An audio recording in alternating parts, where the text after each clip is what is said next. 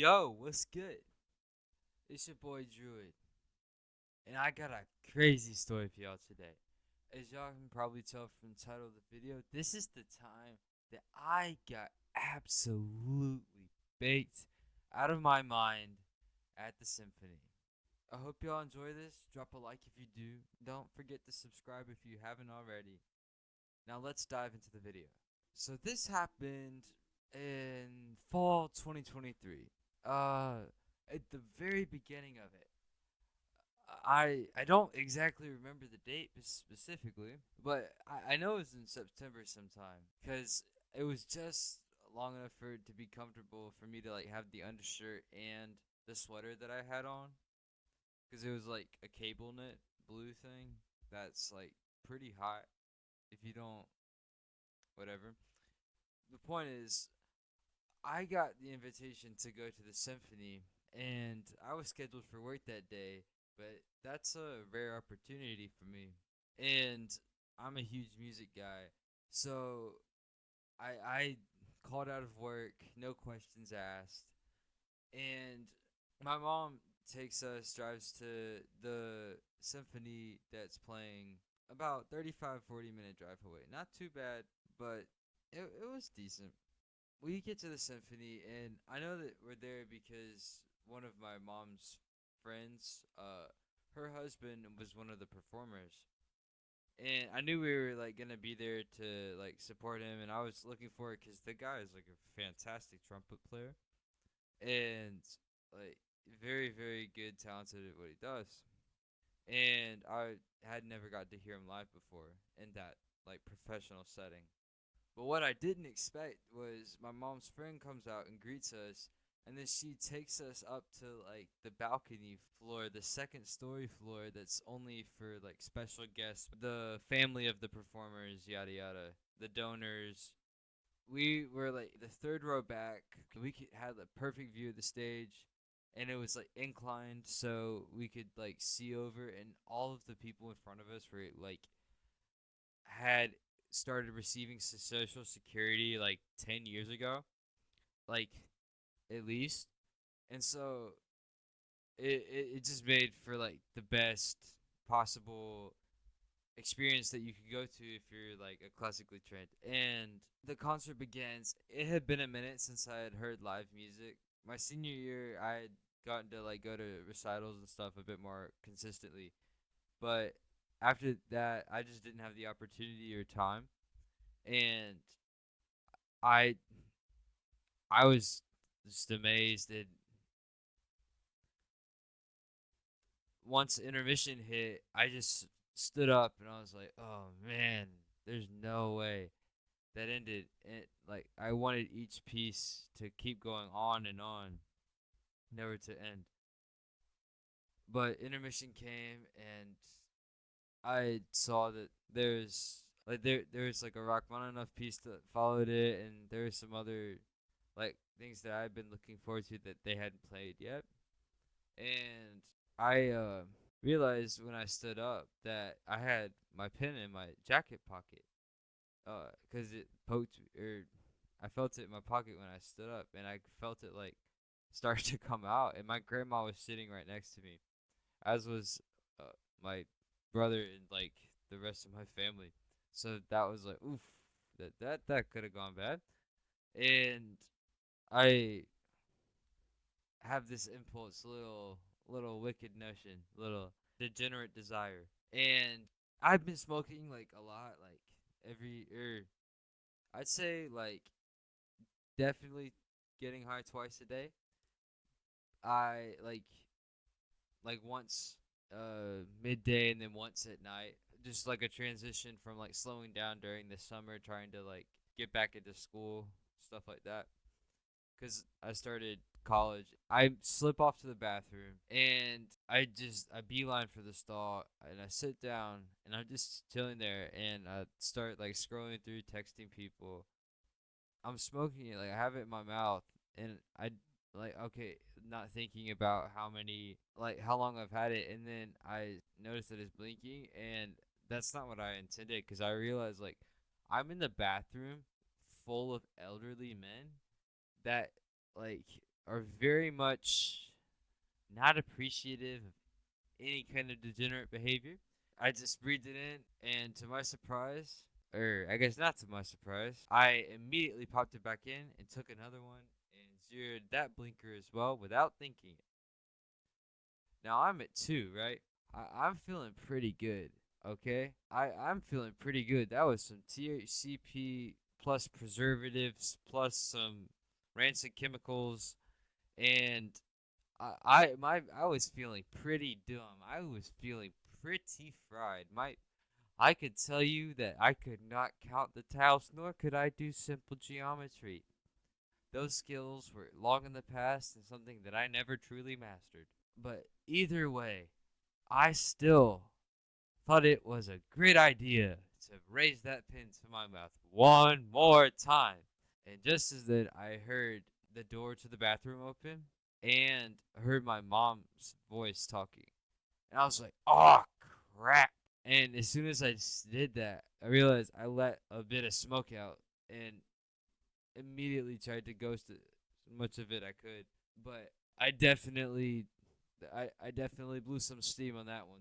And there was a gentleman in the bathroom, a very nice man. He looked like the old guy from I Love Lucy. Yeah, she looked like the old guy. He looked like the old guy from I Love Lucy, but like glammed up.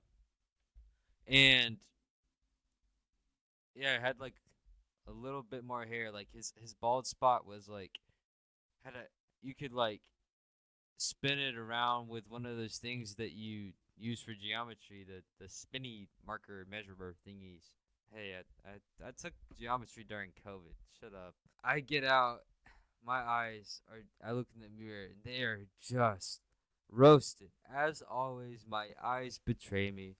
And since I have astigmatisms in both my eyes, eye drops are very difficult for me to get in, if they even get in. I can count the number of times on one hand, maybe even two fingers, the number of times I've gotten eye drops in on my own, and on one hand for sure how many times I've had them in that wasn't at an optometrist appointment. Either way, I make my way back to the seat, up the stairs, my hands on the railing as always, and as I take my seat, I definitely stutter stepped or stumbled a little bit, sat down way too hard, and my grandma gave me the dirtiest little look. And I realized my fucking smile, like, I was smiling as widely as possible. I had like a Pennywise grin, like ear to ear, butt cheek to cheek. Like, oh man, bro. I tried to shut it down, man, but then the music started back up, and I don't even know what to start. Like they had been playing like more experimental, contemporary music, and I mean that's all cool, but when you're high, a melody with like very strong harmonies, like a dominant or a one, or like in your tonic, or like 1 4 5, and I guess, yeah, like those, I for sure totally. I had no luck with my smile, and I kept grinning. And midway through the second half, my seat starts vibrating, and I'm like, "There's no way." And yeah, I was still kind of coming up, but like, hey, that's not how that works. Like Zod does. I don't care if it's THCP with THCA and HHCP. That shit will not make you vibrate, or it shouldn't. Not like the way mine was. I felt like I was on a road in Appalachia, like taking a sled down a gravel path and like that type shit. And I finally look over, and it's my two younger brothers, and they are dead. Not because of the music, not because I'm obviously geeked out of my mind, but they show me this program. One of the composers was Debussy, very famous musician. I didn't think much about it. Like I've played Debussy, like I've listened to tons of it. I have it on vinyl. Like I have, like, it's very like not something that's uncommon to me, like to think about, talk about. I've studied it, etc. Uh, but the way it's spelled is D-E Bussy. So basically, when if you look at it and don't understand that his name's Claude Debussy and it just has his last name, bro, my brother is like a sophomore in high school. Like when you see Debussy on a program, I don't like I I mean, hey, maybe it's the fact that we were homeschooled for like a hot minute, but like that's just a fire. It gets you right. It makes you laugh, right? But my younger brother, he didn't even understand that. This kid, on the list of the donors, at the very bottom, Harris Teeter was separated, and it said like, special thanks to our friends, like, uh, George Whitefield, Eddie Brock, Bo Jiden, and Harris Teeter Company or whatever. And my brothers just like could not get a hold of themselves, and because they couldn't laugh out loud, they mouth shut, so they're just like shaking, like even to the point of the concert's ending, they're still laughing, and I'm kind of like shh the whole time because they're not very quiet. And as we get down to the lobby, I like finally see my mom again. We had sat at opposite side of the row, and when she saw me, saw like how like loopy I was, and I was definitely stumbling, swaying around. And my grandma, I'm pretty sure, said something at intermission, but my mom was not happy. And we saw the performer that we were seeing and his wife and their daughter come up, and they all saw how fucked up I was. And I could tell pretty much immediately, along with the rest of the people and the guy that looked like the guy from I Love Lucy. Uh, like they all like I did not get away with anything. Let's just be completely real. And the scene that followed in the lobby, the interaction was just so awkward, such a fiasco. My mom gets me out. She's so angry, and I mean like rightfully so. Her kid shows up, gets completely obliterated at a social event that we were invited to, and like not cool. Totally. Yeah, we just walked to the car. I got an earful. I popped the AirPod in. Uh, and I'm pretty sure I just listened to the Death Race for Love album on the way home.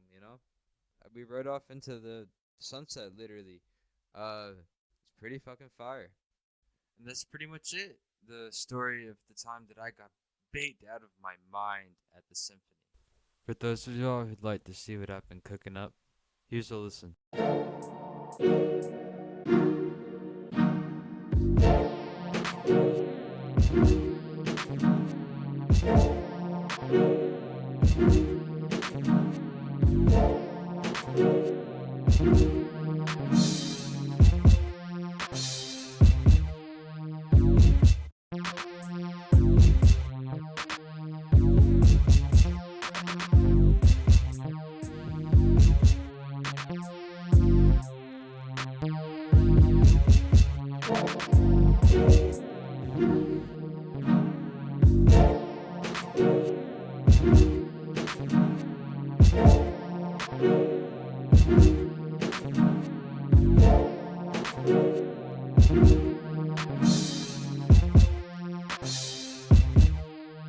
For those of y'all who've made it this far, thank you so much. It really means a lot.